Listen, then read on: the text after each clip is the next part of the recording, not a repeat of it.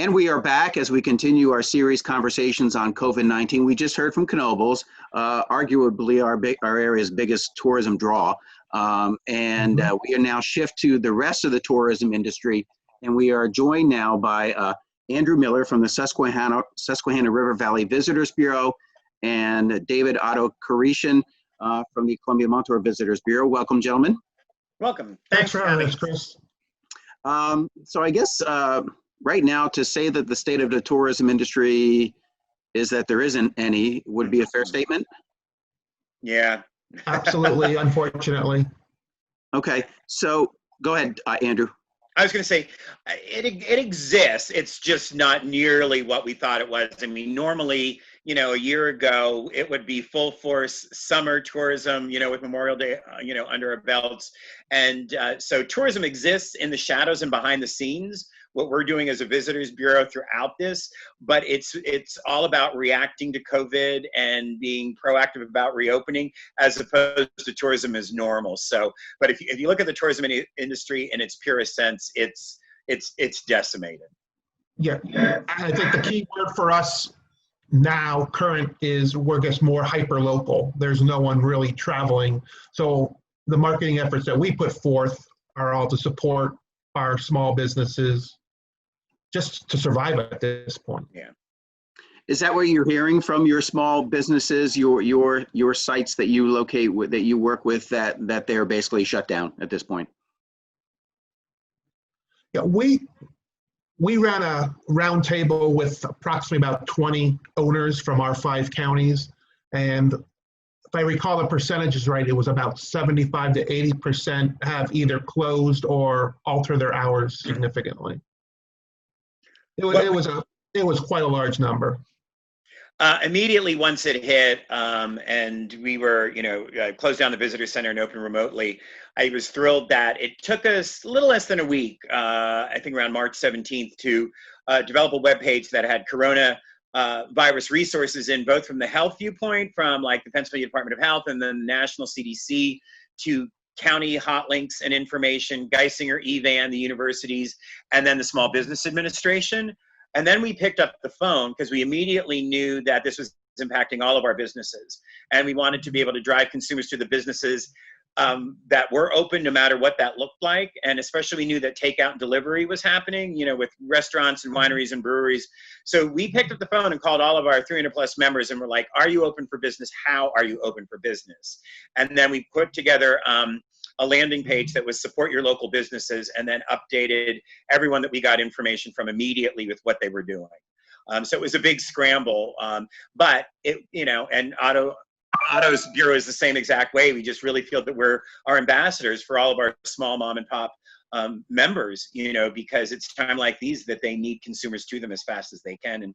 And being a regional resource, it's what we can do relatively easy. And then I'll just add, not marketing related, but on top of that, which we were thrown into, was, everything with the EIDL loans and the PPP loans.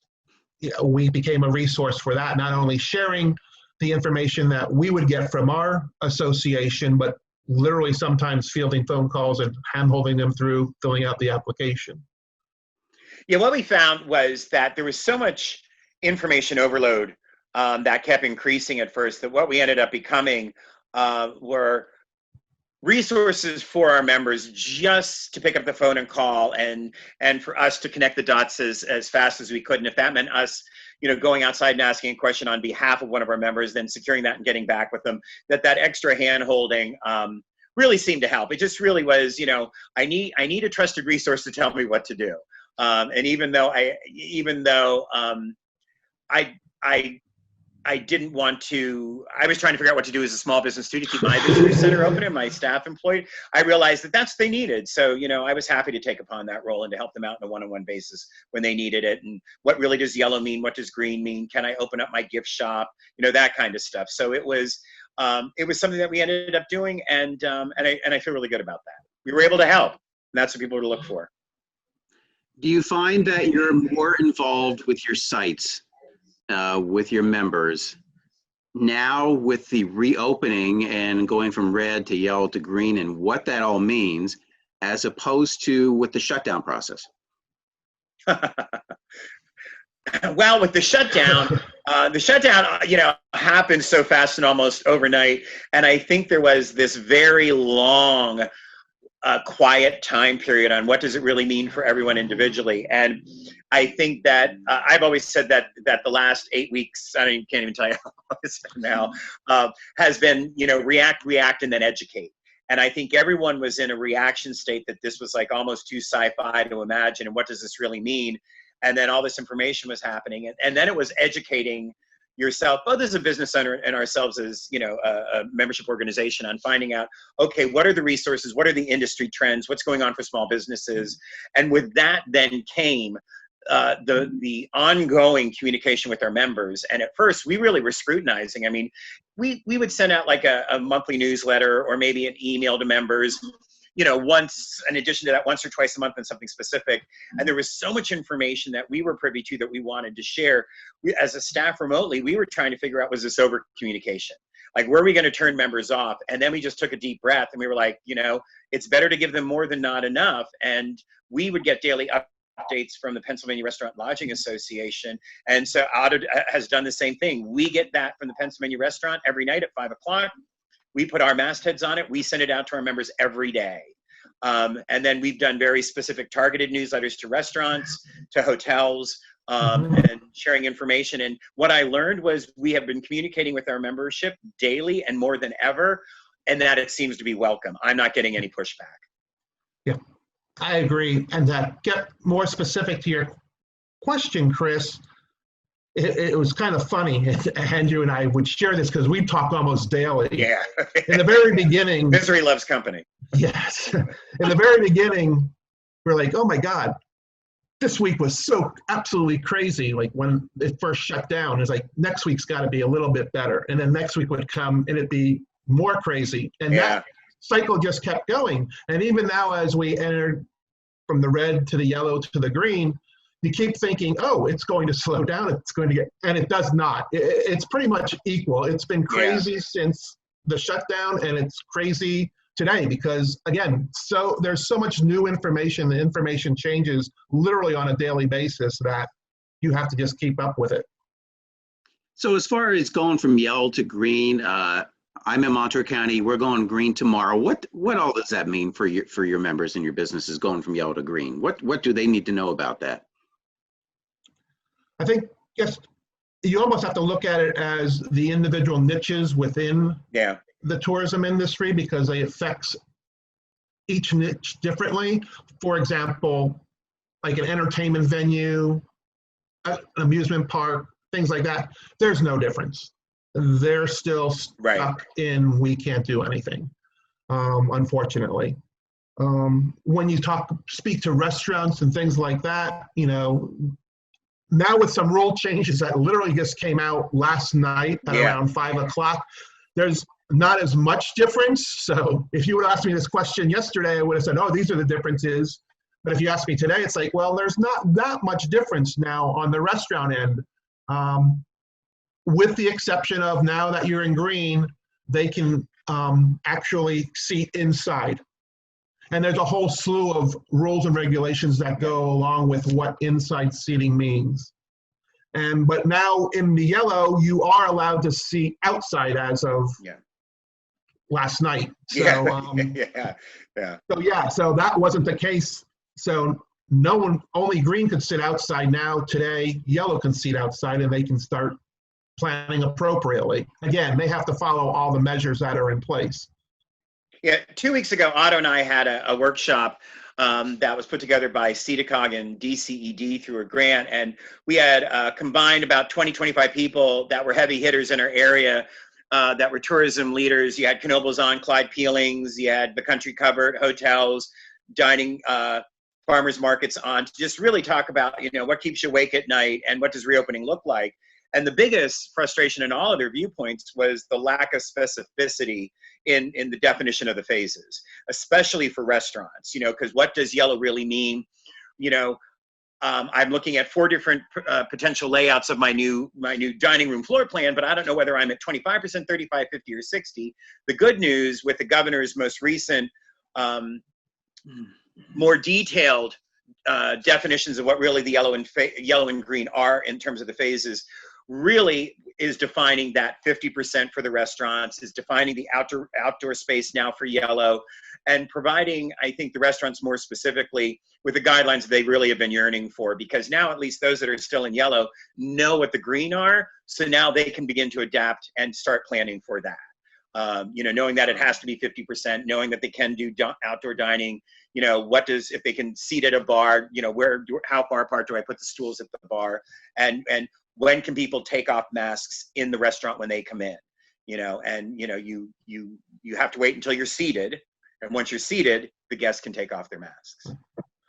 And to keep politics completely out of it, which I know is difficult, I will say in defense of our governor over the course of the last couple of weeks, what I'm seeing is groups like our roundtable that got together, we're meeting with, as Andrew said, the heavy hitters, the business owners, and we're gathering information and we're sending it to the governor's office. Yeah. I've been part of roundtables specific to industry niches. For example, the one I participate in pretty heavily is with festivals and events because of our Covered Bridge Festival.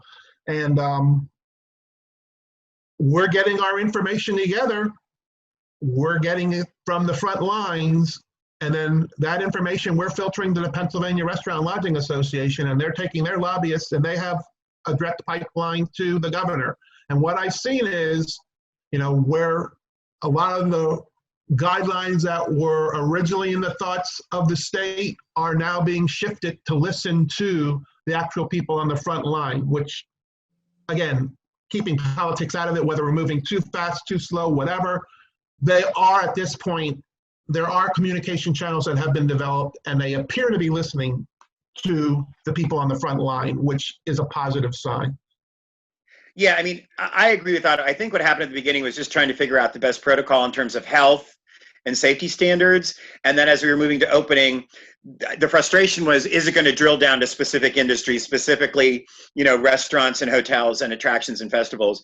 And I think what's been fast-tracked in the last week or two is there's definitely has been momentum being picked up in fine-tuning all of it. So that's why I was really thrilled to see what the governor announced yesterday, at the end of the day, because it got really specific, or much more specific, and that's what a lot of our members want. So I hope this festival and concert-going task force is right now providing the governor with those details so that shortly will be announced more specific details on social gatherings in predominantly or historically have in large groups, so that everybody else, including, even universities with commencement activities, what are those numbers and how do they move forward with that? Yeah, Otto, you mentioned it. As far as the Covered Bridge Festival, I mean, that's a big event for you guys in October. So we're still talking several months away, but this could still have an impact on that, couldn't it? Oh, absolutely. I mean, if Knoebels is not, it's held at Knoebels, we sponsor the festival, we run it.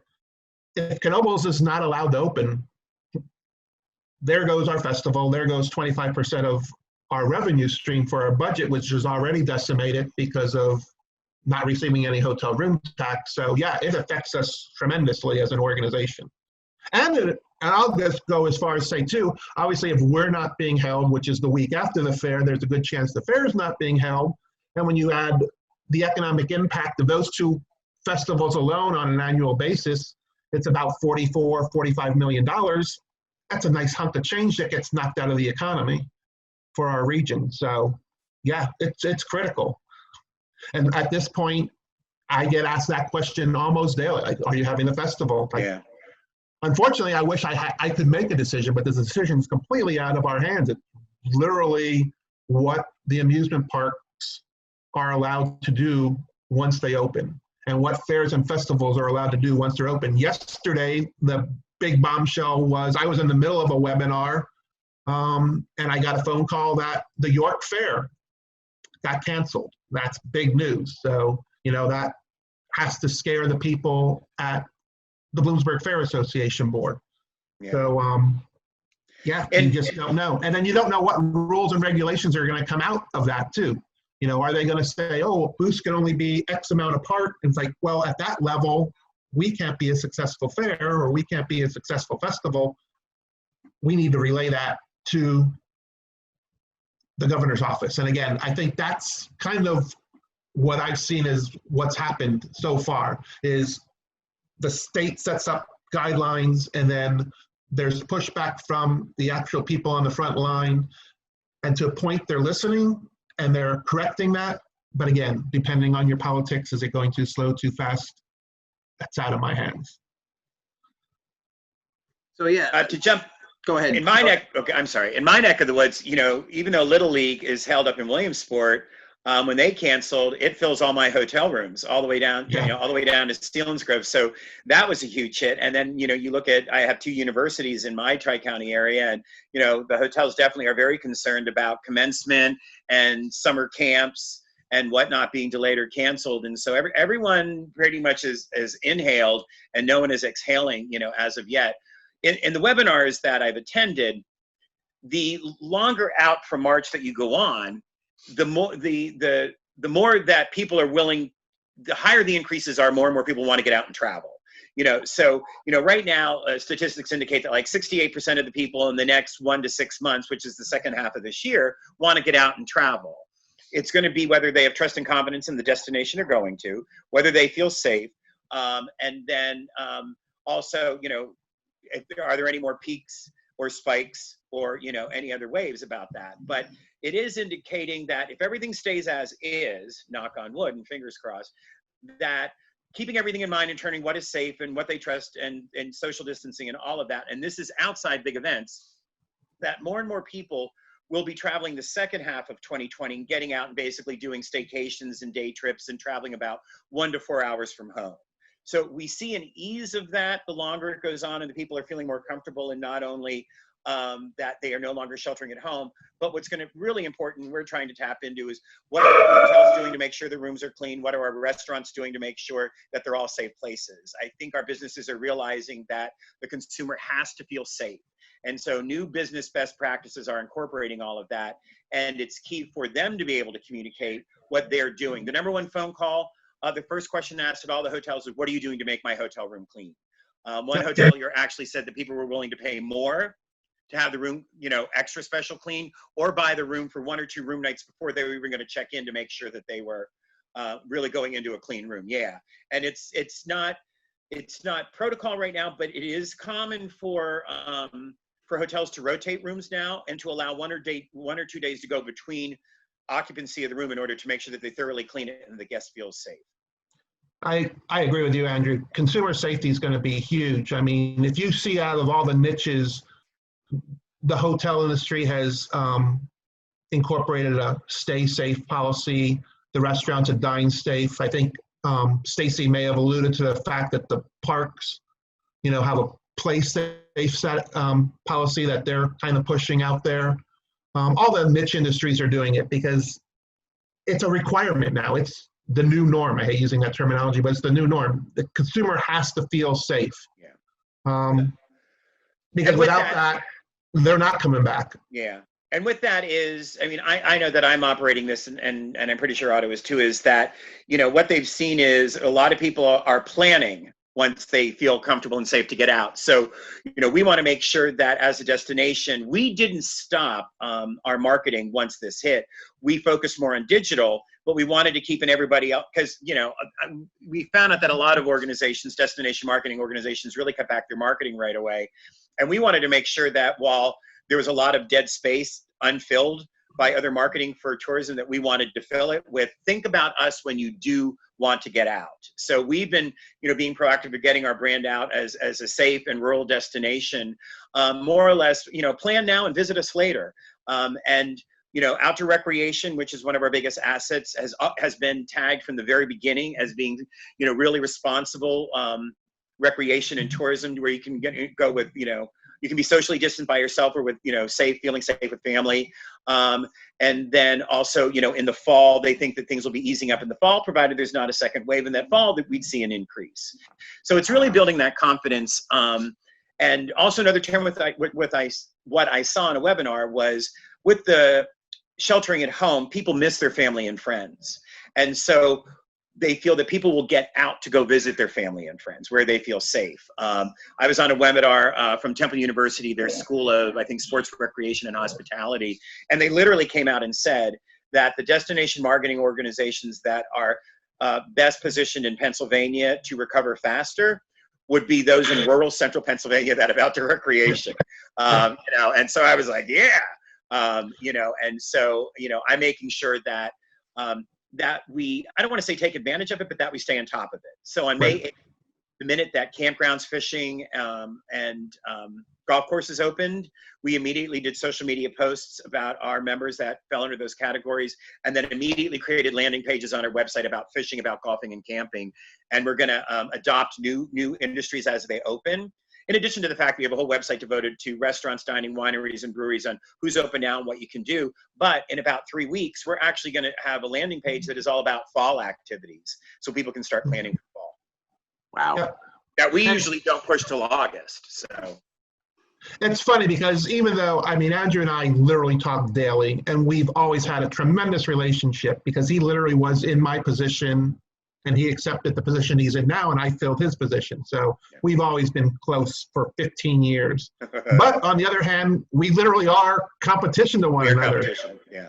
And it was funny because neither one of us was really revealing our hand to the other one. And then one day, probably about 2-3 weeks ago, we just started, and it was like, yeah, that's exactly what I'm doing. And it was just funny. We were both on the same page as far as how we're going to handle this.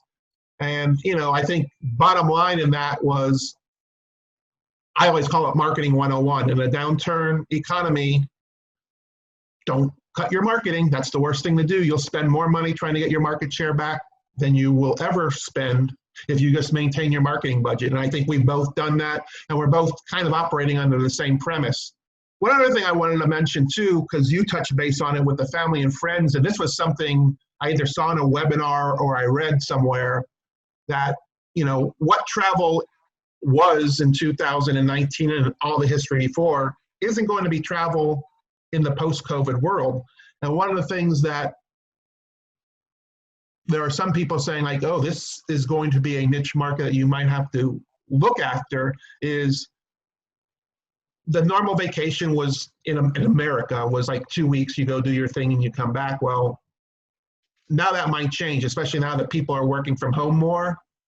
And they might get used to, like, I'm going to take like a work vacation, like a 6-week sabbatical, and house share with another family or something, and go there and just do my work from the beach or whatever you're into, and then enjoy my time.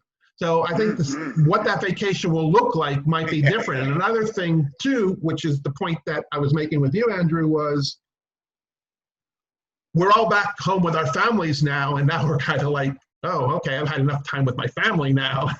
let's get back to work. And what does that vacation look like? And it might be, well, I really miss my friends. You know, there's like 3 or 4 other families that I'm used to being with all the time, and I've not seen now in 2 months. They're expecting these kind of like group vacations to be another niche that might emerge from this, where it's a group of like 4 or 5 families renting a big, huge house, again, possibly house sharing with someone else and letting that group move to your area. It's really different. And I don't think anyone knows what the answers are going to be, but it's all kind of interesting. From our roundtable meeting, when we met with the 2025 business owners, a couple people had said, you know, whatever your business was in 2019, if you're going back to the same business, you're probably not going to do well, because everyone's business model is going to change, because it is affecting us, the very dynamic of our industry. And I was like, I can't argue with that. I really can't. Because I don't know what to expect. We can guess, but no one knows. That's very interesting. There's so many aspects of our lives, tourism included and vacations included, that we're trying to look beyond when this issue, this crisis could eventually end, and see what it's going to be like. And there's no idea. You have no concepts. But it's interesting to hear that tourism is already trying to anticipate what the next big vacation will be, and how it is going to tweak, how we're going to trend in that direction. I'm not going to say new normal, even though I just did. Whether we will return to normal again, what that will be, or if we'll just kind of tweak things and do things differently. Yeah, I'm hoping that, the mindset that Otto and I have, like he said, that once we started sharing our marketing strategy, you're like, yes, okay. To that extent, I couldn't be prouder that ideally there's going to be a 5-county region or area, even though we complement and compete with each other at the same time very respectfully, but there's going to be a 5-county area that hopefully is poised to safely accept and get visitors from close and not too far away to come and start supporting the businesses, because our whole game plan is, let's keep our visitors bureau, our destinations in mind with the consumer while everyone else is backed off, because what's going to happen is when things start relaxing in the second half of summer, all of our other competitors in Pennsylvania are going to be going to the staycationers and the nearby people, and there's going to be this glut on the digital airwaves of one destination after the other. And our hope is that we got ours in everybody's mind consistently for weeks, if not months, before that glut happens, so that they're already thinking us or have already planned us, because there is going to be a glut of marketing to get people out of their homes, probably mid to late summer, and they're all going to go after the same markets at the same time. And another thing I read along that lines is exactly correct, that they're predicting for the future that there'll be more planning involved because of the uncertainty. You just never know how quick your vacation plans need to change. So I think people will spend a little bit more time just getting things lined up, not necessarily solid plans, but just doing the research, like Andrew said, and looking into it and getting things in their mind, saying, okay, like 2-3 months from now, I'm thinking about doing this here as long as the world allows us to do it. And I think that feeds right into what Andrew just said. Yeah, and with that includes, it's everything from how clean is where I'm going to be staying to what's the cancellation policy. Can I get my money back? If I buy the tickets in advance, or, if I cancel within 1 week, because something happened that is out of my control. So, it's a lot of everything. And just from an individual, one of the trends that I've experienced just as myself and with my staff is, ever since this happened, none of us have taken a vacation day. We have felt compelled to be at our desk every day to stay on top of it and do everything we can to support each other and our members. And normally, if this would have been a regular time frame, we would have taken extra days off of Memorial Day. I remember pre-approving vacation for a staff member that probably was taking a week off, and here and there over the last couple months, and we haven't taken any vacations. So I finally have my first planned vacation for mid-June, just to hang out with friends at a central location. And that's my first vacation of the year. And it's just going to be 6 of us hanging out together at somebody's house. But, I can completely empathize with wanting to get out, simply because I need to. I need to do it, and we need to do it in a responsible way. Speaking of the future, because we don't know what's beyond the green phase. Right. So depending on how long that lasts, can the tourism industry maintain itself for an extended period of time in the green phase? Well, the first thing that they said that they wanted to make sure is that the public realizes that green does not mean go. Green does not mean it's normal. Green is a phase. We don't know how long it's going to go on before normal. My own personal opinion is it's going to take a while for green phase to be in real time so that they can figure out what's working and not working. And that what we might see is we might see different versions of the green phase. We might see it becoming more relaxed in 2 or 3 months and new updates to the green phase as it goes on.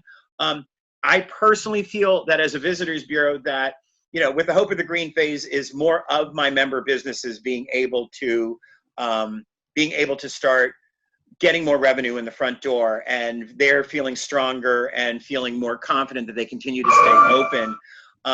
And in one of the things, I wish I had the quote in front of me, it basically said that in terms of visitors bureaus, which was great because they weren't trying to tell us to go after, like for me to go after Boston or, North Carolina, it was start with your residents. Start with your resident getting out in the town. Then when that resident feels safe, they'll go to the nearby town. Then they'll go to the town after that. Then they'll go somewhere else in the state, and it'll go from there. So I see the green phase as making the consumer feeling that confident, go to town to town to town. And as that happens, then people will be coming, more people will be feeling comfortable in being here. And one of the things that has shown in my research is that we have a really loyal fan base that comes back several times throughout the year. And that what we plan on doing is tapping into that loyal fan base to really make sure that we instill upon them that they can continue to have trust and confidence in us as a destination, because we're safe, because we're less dense, because outdoor recreation opportunities exist, because the hotels are clean, and all of that. I mean, there's only so much messaging and packaging we can do with that product, and it's ultimately going to depend upon the consumer to feel when they're ready to get out. But if I see things that are going right out now that could be potential trends, is I definitely see people want to get out. Like, I think the consumer is going to really take advantage of the green phase. And if there's different phases that are less lax in the green phase, I think as they become less lax, the consumer will be right there. I mean, the minute May 8th happened and things were, for fishing, camping, and golfing, we immediately started getting phone calls for antiquing and, what's open in farmers markets and all of that. So at least there was an awareness that people were going to get out and about, and they were now looking for information and planning. In terms of long range, I have said that if we can get through spring of 21, that hopefully we'll be on the upswing. We'll have a full year under our belt. We'll have the fall flu season under our belt. We might either have a vaccine or closer to a vaccine. Ultimately, what everyone's saying in the industry is once there is a vaccine, that really is going to be the milestone for consumer confidence. And then once that point is reached, then they're saying that basically things should pick up in terms of, like, let's say hotel room revenue. Okay, what hotels are saying, they're saying to look at in the 2 remaining quarters of the year, like 50% of what it was the previous year in the previous quarter or more, and then spring of 21 should be down about 35 to 40% compared to the quarter for pre-COVID 2019, and then summer should begin picking up. I did attend one webinar that said that they feel that the whole entire industry should be fully back, and whatever that new normal may look, by 2023. But that 2020, by 2023. But picking up in the second half of 2020, then it gets stronger in spring and summer of 2021 and the rest of that year. So that's the glass half full. But businesses have said if there's a second wave, that they don't think that they can survive. Yeah. Well, go ahead, Andrew. I'm sorry. And I'd be remiss if there wasn't a second wave for me to sit back and be like, wow, what is my bureau going to look like if there is a second wave? I mean, I'm lucky enough that we've been really smart about making sure that we have money in reserves, for operating funds, and we're doing our best to be conservative with it and realistic about it. However, those reserves can only last so long. So I'm going to keep my fingers crossed that there isn't a second wave, that if it is, it's not worse than the first, and that I'm just hoping that people are very present in what's going on right now, and where it's been react, educate, that what happens in the future is we're now educated and we're now planning and being proactive. So if there is another spike or peak or a second wave, that knowing what we've been through March through now, that people are not just acting as if it was a dream, but they're actually saying, okay, I now know what I did. This is what I need to do. So if something happens, I'm better prepared. I have the plexiglass, I have the masks, I have the sanitizers. My staff is aware of what to do. I've been putting money in reserves, so I know what to do and how much money I have. And if they need to lay people off temporarily, they need to do that. So that it's still going to be devastating, but ideally, maybe it prevents many businesses from going over with the hindsight that they're gathering from now. Yeah. I'm hoping we're I'll just add to your question, Chris, that we're going to have businesses that go under. There's absolutely no doubt. Even if we progress normally through the green and then beyond whatever that is, there's going to be businesses that don't survive. And as Andrew said, if we run into another wave, I think it will be really devastating. I mean, we're going to lose the first part of our summer. I think Andrew and I are kind of in the same boat where, our September and Octobers are really strong for us, and they're one of our best seasons. Mm-hmm. And I'm hoping to get some portion of that, 40, 50%. I'll take anything at this point in time. I'm sure all our business owners would as well. If we would lose that, that would really be devastating. If we would lose like our September and October, I don't know who would survive. A lot of people would go under, unfortunately. I mean, yeah, it is. I mean, we're really in that gray zone. And then there's a whole, I don't even want to get into the politics of what happens, because we got the perfect storm coming up then too. You know, we've got all these small businesses and a lot of Pennsylvanians that are in trouble, just surviving. And they're creating a budget for 5 months. So at the end of the election cycle, the budget ends. And then you're going to be stuck with legislators that either are retiring or getting voted out of office. And that's the time these deals get made. I can't remember what they call it, like sunny day, sunny day, or sunny die, sunny die. It's scary that, you know, that's all going to sort of combine at one time when people are at their most vulnerable and businesses are at their most vulnerable. So it's going to be an interesting time come October, November, December, January. Very interesting. I've said that almost from day one. It's like, I'm not really worried about now. Our balance sheet is good. Our cash flow is good. I'm worried about the end of 2020 and the beginning of 2021. Yeah. If we progress normally, as an organization, we'll survive. And I think a lot of our business owners will survive as well. If there's a hiccup in there, either politically or from the COVID-19, again, all bets are off. I'm more worried. I absolutely am more worried about the last quarter of this year than I am right now. What's going to be, you know, really interesting. I mean, a couple key takeaway for me is, on a positive note, I've been really impressed on how a lot of the communities have supported the restaurants, retail, wineries, and breweries with takeout and delivery. That has done my heart good. You know, I had a couple new businesses open up in my area literally weeks before this all hit, and they are still doing takeout and delivery, and, you know, they're quite happy with it.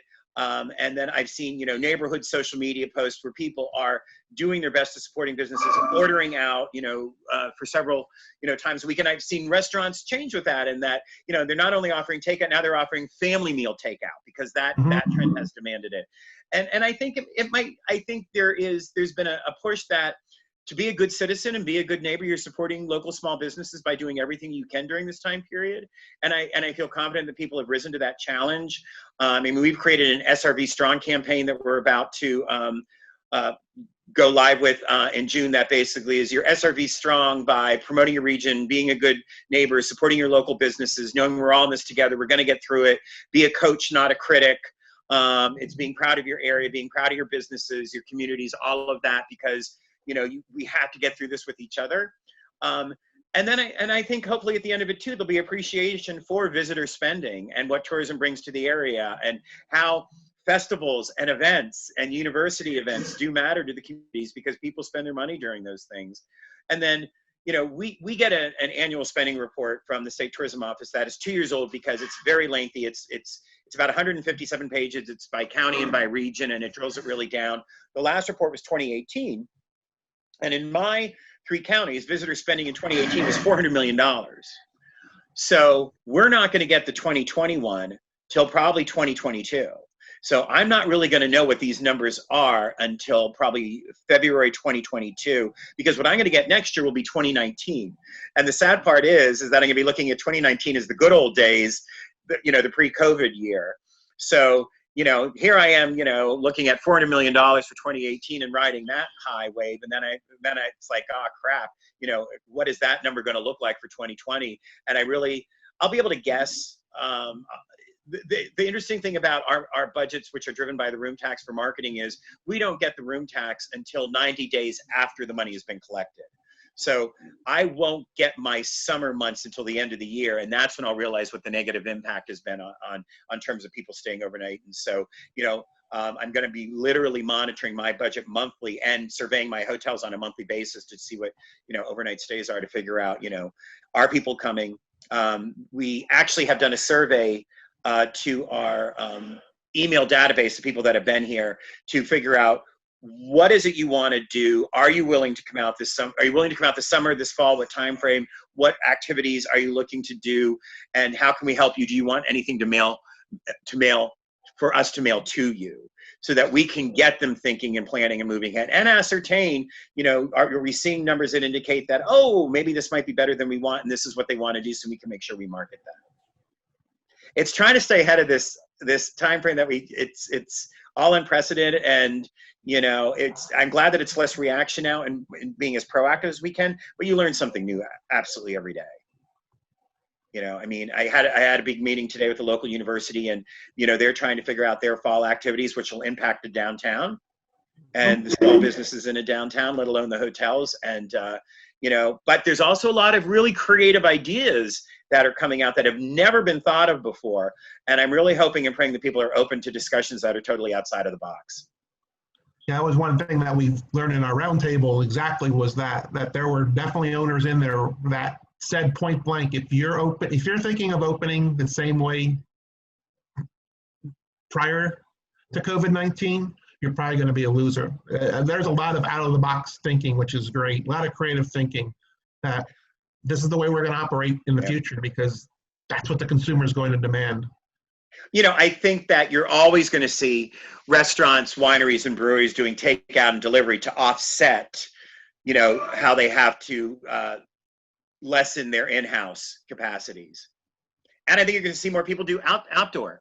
If people have outdoor space to do it, I think they're going to do their best to apply to have that and do that. But I can completely see restaurants operating, we order from Domino's. That's all they do is take out or pick up. I can see restaurants adding that component as a permanent component to there, because some have done it very successfully during this time period. So why not? If you have to cut your capacity in half. But then again, look at it this way. So let's say you're a restaurant that is 200, can seat 200, and that you're, maybe on a really busy weekend with something going on in the town, or on weekends during the summer, you might be close to that capacity, but maybe other times you're only at half of that. Is it better to have half that capacity, but be at 100% of that capacity the majority of the time? Does that allow more efficient ways of operating or forecasting what your revenues are going to be? Wouldn't it be great at half capacity, every restaurant was sold out? Wow. More frequently, And only a restaurant could really answer that question, and I might sound naive about that, but I think there's new ways of rethinking what this may mean and how best to take advantage of it. Okay. Wow, a lot to discuss. I'm sure I'll think about as we move into the future. Holy cow. Yeah, God love That's you. the insight of our brains. With the exception, of course, the healthcare industry, you guys have been hit probably right up there at the hardest. Oh God, yeah. I think so. Yeah. So God fingers and toes crossed that we move quickly in a positive direction with this.